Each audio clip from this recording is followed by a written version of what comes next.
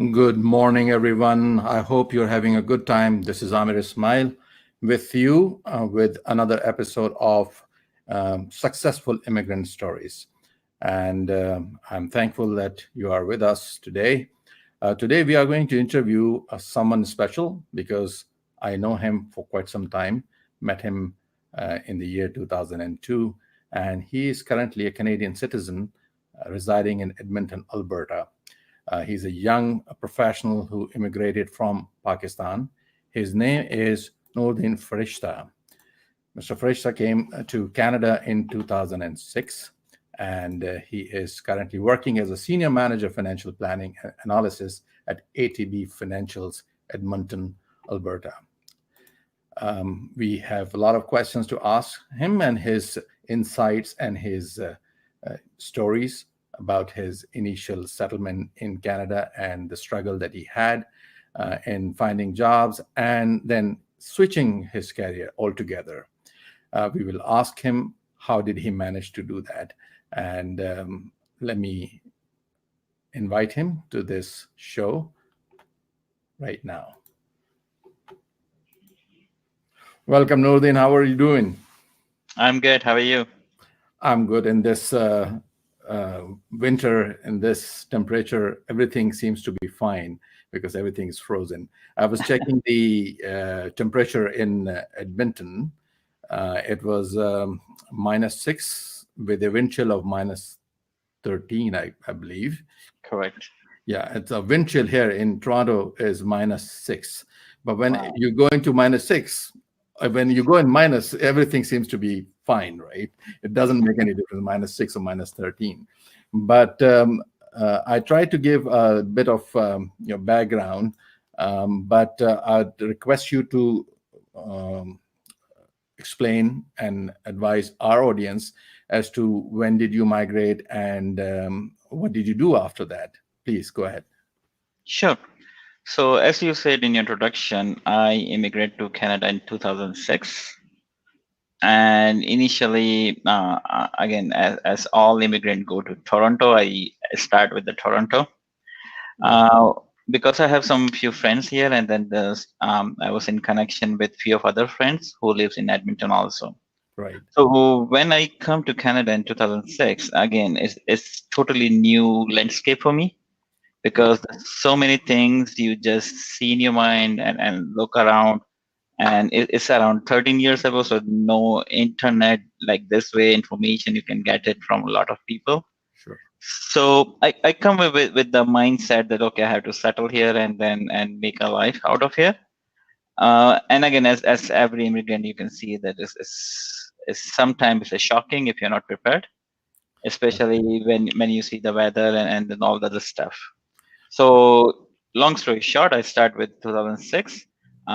What I was immigrated basis on the computer programming, IT, and I had a experience with the computer hardware, network, and some programming knowledge. So initially, I thought I will work on the same field. Right. What I started with having some small contracts in Edmonton. So I started with the company who needs some temporary support for computer hardware, swapping or desktop support in today's world, and then some data entry jobs. Right. Um, Before I got my first interview calls on a different recruiting agencies, I start my normal job as a accounting system support with the oil-based company called Everready Energy Services. Hmm. My initial work was again it's not totally programming but support a software accounting software which called AgPack. My role was that to take care of the users, give them the security roles what they need. At that time in our company we are acquiring a lot of companies, so my job is to make sure that understand the chart of accounts and implement in our software so they can all integrate together. Right. So was that the time when you started thinking about changing your career and going into accounting side? And because I understand you're a member of a Chartered Professional Accountants of Canada, which is, I'm sorry, my phone is ringing at a very wrong time. I have to turn it off. Okay, so you entered into a different field altogether, and the designation of chartered professional accountant or chartered management accountant is not an easy designation to obtain, especially for someone who is coming to Canada with a different background. Right. So, how did you pull this over? How did you do it? So when I started working the supporting this accounting software, I met with a lot of accountants. So they basically have a different diverse background. So when I start talking to them, I thought that it will be great that I choose a profession which can connect my ability to understand the data and then how it perceive in terms of rules and regulation. So when I was IT, I know the data structure and everything, but it doesn't help me to make my point forward because of the lacking of the accounting designation and the stuff like those. So Right. then I decided that let's You do should change something your which is career. more relevant. Right. But I understand that you did change your career. But how I mean easy it is, because I'm assuming that you started from scratch. um, you may have studied. I mean, I know you have an MBA as well, so of course you have exposure to accounts and everything, and that's why you were able to work initially in a related field, although it was related to computer, but accounting was involved. But I'm assuming that you actually gave a lot of time to this stuff, and you studied hard and you set aside time. So, what is the message that you would like to give to newcomers who are coming in with, because we are setting the expectation right. If Sure. we are able to set the expectation right, expectation for any given situation will greatly influence the end result, right? So your help and your guidance will help these people coming in deciding as to what to do, either to continue their own profession or if they wish to change it, is it possible or not? One example is right in front of me. You did it. What would be your advice to the audience? What I can tell anyone who is immigrated to Canada that yes, it's possible to switch to another profession, but there's no shortcut, Right. which is the bad news. So you have to learn hard and then follow the process, what is determined to you. So my process started that when I start to think about it, that I need something. I met with a lot of career counselors Right. in Edmonton. Right. So they give me a path through that. Okay, this is the way you can move forward. And again, it involve a process. I don't know what it called today, but on all the time it called ICAS, Right. uh, which is your International Qualification Assessment System. Yeah, this is a part and parcel of educational credential assessment that they have introduced in 2015. So ICAS and WES and all the other assessment bodies. Gone, yeah. So you were required to do that as well, right? Correct, yeah. So I start with this, and then they determine that complete my, in order to just to get enrolled in that program, I have some prerequisite to do. So there's some courses I have to do either online or go and attend in the educational system. Right. So I did the same. The few courses have to do it. And again, it requires a lot of time because in the daytime you're working, then you have family life. On top of it, you have to do your assignments and all those stuff too. Sure. So must have been a lot of stress for you. But yes, there's going to be stress in life, but it's your choice whether to let it affect you or not. What kind True. of stress did you feel initially when you came in? Were you alone when you came in? Because I remember your file. I think you were alone, Yeah. right? Yeah, I immigrated by myself, so individual. So again, is when I see different families coming as a whole family, Right. I see myself as less baggage in terms of having someone to take care of Sure. and worry about. So I come alone, and this will help me that I can easily move from one city to another city. Sure. Okay, so that's a wonderful journey, I would say, because you managed to study as well, change your career, and the position that you have right now is a senior level position, is a director level position you Sure. have. in an organization, which shows that with perseverance, with hard work, you can not only enter a new profession altogether, but also excel in it. And that is also one of the examples that why we call Canada the land of opportunities, because sky is the limit. But yes, I would concur with you. I would second your opinion that there is no shortcut. If you True. are not willing to work hard, you're not gonna go anywhere. And yeah, basically, one day you will wake up and there won't be any more time to do the things you've always wanted to. So do it now, might as Right. well. And then, reap the benefits. Put yourself to trouble, hard work, and then reap the benefits later on. So this is something wonderful. Now, after immigrating to Canada, 13 years down the road, when I met with you in 2002, you were even younger at that time.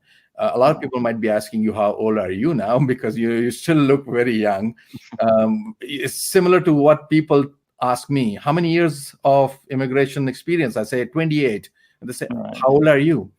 But I'm actually hoping that I start looking more older so I can justify with my experience. So this is how it is. So yeah, so we'll take a very short break, and then when we come back, we're going to ask you about the importance of networking and the hidden job market. Does this exist, or is just a hoax? Just Sure. we'll be getting back in 15 seconds.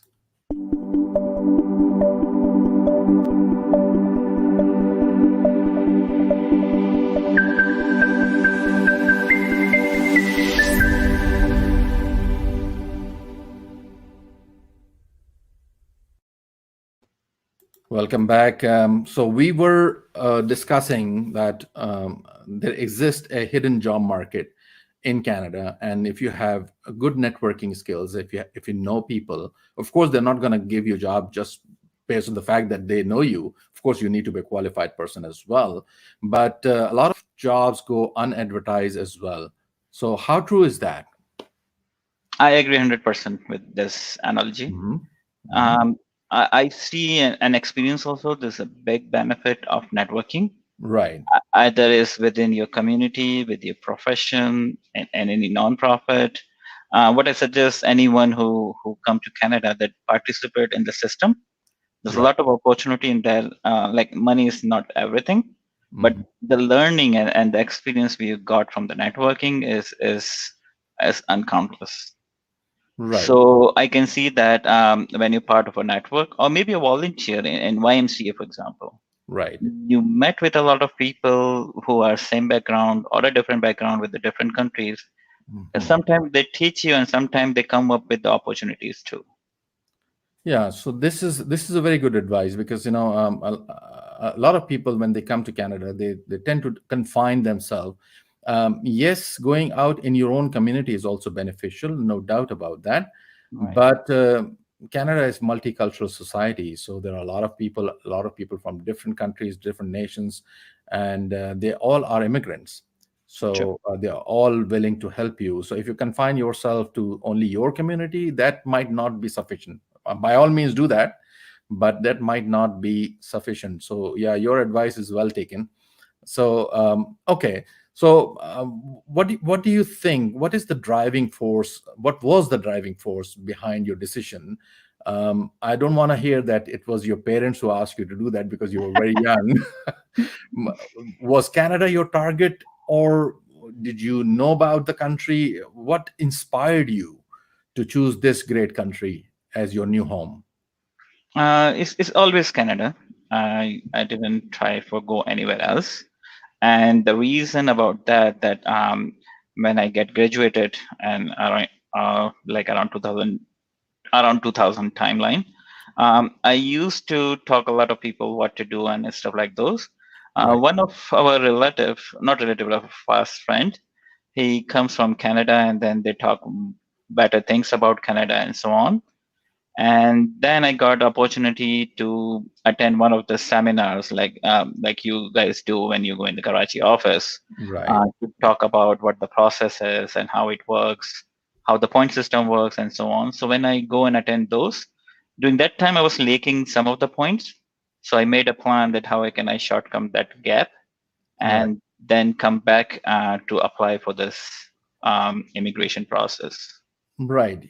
So yeah, so I understand those were the times, and Canada was on your target list, and you have to choose consciously and wisely because you have only one choice away from changing your world, and I Right. think when you made that choice, you indeed changed your world. Would you Yes. agree?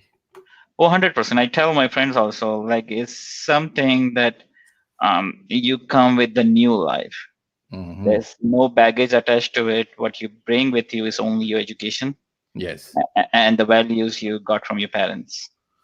that's correct. And everything is blank, and it's your opportunity in your life to make something out of it. Yeah, and it's a risk as well because there are a lot of people like young applicants. Of course, they can take the risk, and you did take the risk. There are a lot of Right. people who are experienced. Have well-paid jobs in their home countries, and they are very reluctant or concerned to take that plunge and come to Canada. But I mean, if they remain in their comfort zone, because one thing is obvious: Canada has future for children. It provides healthcare. It provides good education for yourself as well and children as well. But if you remain in your comfort zone, you would never be able to take that decision. I once had heard that a ship is always safe at shore, but that is not what it is built for, right? It has to leave the shores and go into the waters, test the waters. If you don't like the country, if you think that maybe it's not for me, you might want to go back. But I have never seen any of my clients going back. I can tell Same you, here. I can bet. Some of them might have gone back because they had grown up children and they thought that maybe just leaving them, but they at least left their families here. Right. But 100%, I would say, the people don't do that. So okay, so this is wonderful. I mean, I'm sure that now you have settled down. You are more focused toward the family life now, and maybe purchasing of the house. Of course, car is of course one of the first thing people usually do, even if they are not owning a home. How easy it is nowadays, given the um, house market inflating in Canada, especially the GTA, and of course in Alberta as well. Alberta is relatively reasonable, I would say. Yeah. But still, how easy it is for people if they land up a job, a good job, a reasonable job, and they start earning good money. Would they be in a position to own a home as soon as possible? Because that is one of the targets people usually have in owning a home in Canada. What is your take on that? What I experienced that is a myth that owning a house will make you successful. Hmm. What I learned from my experience that yeah, I also indulged in the same expectation, got my house in first year or second year Yeah, in Canada. But what I learned from it that again, you have to take out some of your mindset what you're getting from your back home. That right. owning a home is something a status and so on. Yeah, The problem is that the process works. They make it very easy to buy a big asset like home or condo or car. The right, problem comes when your life changes and then you have to take out of it. right, So what I suggest everyone who's looking for it, maybe wait at least a year or two with the right, same thing and be yourself comfortable that yeah, this is the place, this is the area what you want to be entered right, and think a future. For example, if you're a new family, like for example, in my case, when I was searching for a house, I right, was looking which type of schools there. Never think about that how far is from your work right. because work can change anytime. You never know. You never stick with the same company. Very good advice. Very good advice. Yeah. So the important is that where your kids is going to go to school, how School. far it is. Yes, With your, for example, if you want to go for a shopping or grocery, how far it takes, how it looks in winter, because summer is so devastating here that summer you feel that everything is same, it never change. yes. Winter comes and then 1 kilometer feel like 10 kilometer. That, People bought a house that okay, it's a 10-minute walk from my bus stop. mm, in summertime, but comes winter and that 10 minutes become 20 minutes or 25 minutes when the winter comes. That's correct. That's very, very correct. Yeah. So in terms of distance, for example, a lot of people they don't think about even going outside the GTA. They are very reluctant. They say, maybe it's not a good idea to go. In my point of view, maybe I'm wrong, but you can correct me. Moving further from the main city is never a problem because if you have a car to commute, you can always overcome that. And most of the people, when they commute from a suburban town to, say, downtown core, they use the transit, especially in Ontario, the Right. GO train or maybe the TTC or whatever, because parking is crazy and expensive as well. So who comes to downtown driving a car? No one, No one. right? So yeah, this is wonderful. So I would also like to ask you about the future. Like, did you ever think about leaving this country and settling down somewhere else in exchange of better compensation? Maybe, for example, you being into accounts, you are in big demand in Middle East. You name it. All the countries that they look for especially someone who's qualified from Canada, right? Right. Would you ever think about it, moving yourself, if not permanently, for say a 5 years contract? And if you won't, why would it not be? Oh, I never try to do something like that. That's Okay. first thing.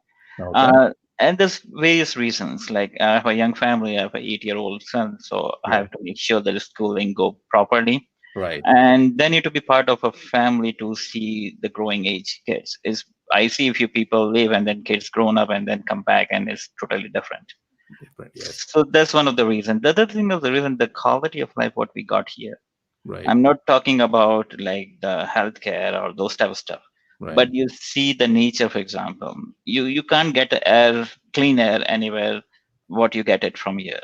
Right. The security is the other thing. Right. It's well secure. You can go anywhere without any problem. You move even from Alberta to Ontario or Saskatoon, anywhere you want to go, you feel the same type of people who welcome you regardless of who you are. Yes.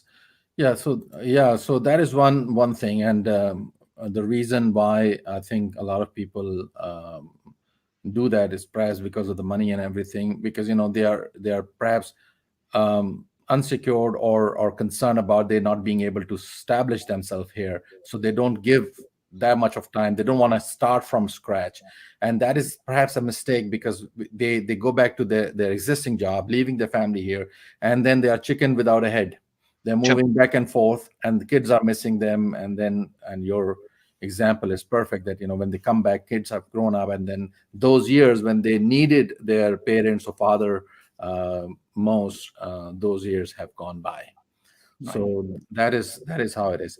Okay, so this is wonderful to learn about your journey, Nordin, and it's a pleasure to talk to people whom you have spoken to when they were thinking about taking the decision or going through the process, and then getting in touch with them, finding that they are doing so very well, and mashallah, they are growing, and they are happy that they took the right decision of coming to Canada. Would True. you like to give any additional tip or advice to our audience, because they're all looking forward to our series where we ask these questions to experienced immigrants like yourself, because these advices are authentic advice and reliable advice. You have gone through it yourself, so please. So I will try to keep it short, but there's a lot of advices. No, just Right. kidding. Um, like the first thing you have to be make sure that you know the why, like why you choose Canada, and be stick with those. Like it for your children, if your opportunity or whatever you is your why is. Sure. That's very important. The other thing is that don't indulge with the other people's sense of success.